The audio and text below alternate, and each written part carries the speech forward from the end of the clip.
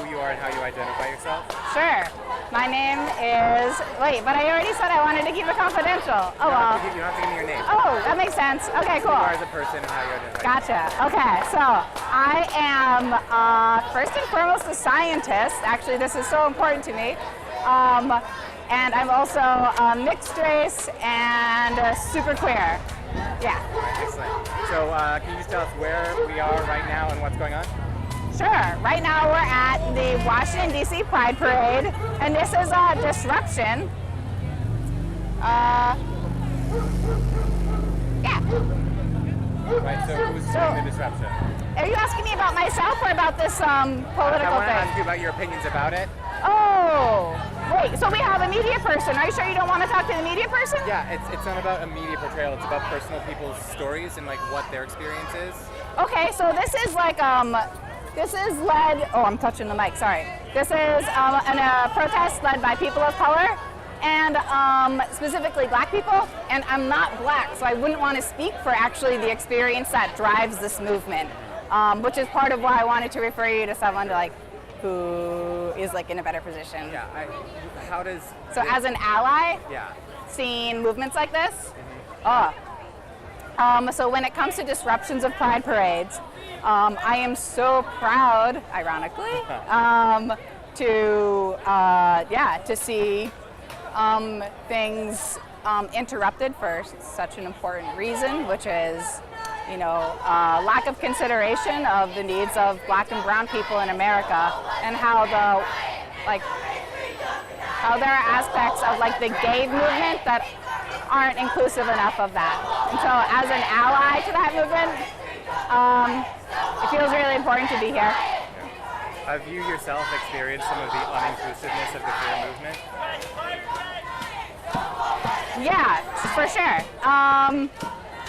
So one kind of insidious way that manifests itself, you know, I mean, like, I could bring up like, oh, times I've been at a club and like hanging out with like gay men and they have been like tatas, and like touched my boobs and didn't ask. So like, that's like a small microaggression, but like a real problem would be like how the gay communities in many major cities can't keep a lesbian bar open. And it's like there's not enough patronage.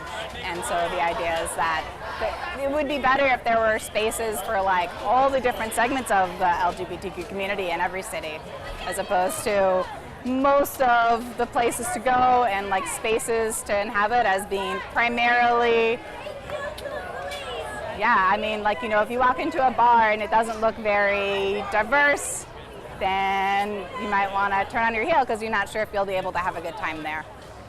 So are you participating in the march tomorrow?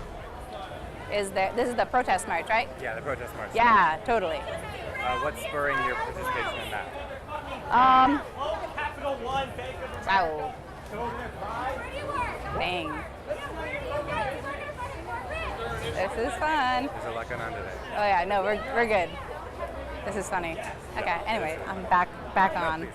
What am I gonna be protesting tomorrow, or like why am I gonna go protest? Spurring your involvement? Oh, I just would hate for the queer community to get caught in complacency.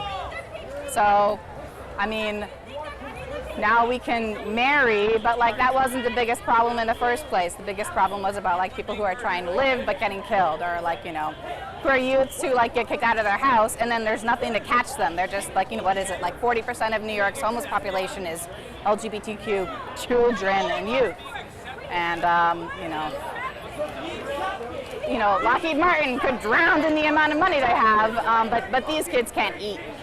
So it's a question of priorities. So do you think that the contemporary queer movement in America is moving too far towards aligning itself with Lockheed Martin and too far from aligning itself with homeless queer youth? It's hard to speak about it in terms of things that are happening today that haven't been happening for as long as, you know, there has been a gay community in so many words in America. I mean, certainly, you know, once upon a time we had the Madison Society, which was all about assimilation and saying, like, please let us join Lockheed Martin. But those were mostly white gay men, so they maybe had a lack of vision around what liberation for gay people really looks like. Yeah, we've historically been not great on that issue. Right, yeah. So we're trying to hold ourselves accountable. Yeah. All right, well, great. That's really all I have for you right now. Thank Cool. you so much for talking to me. Thank you.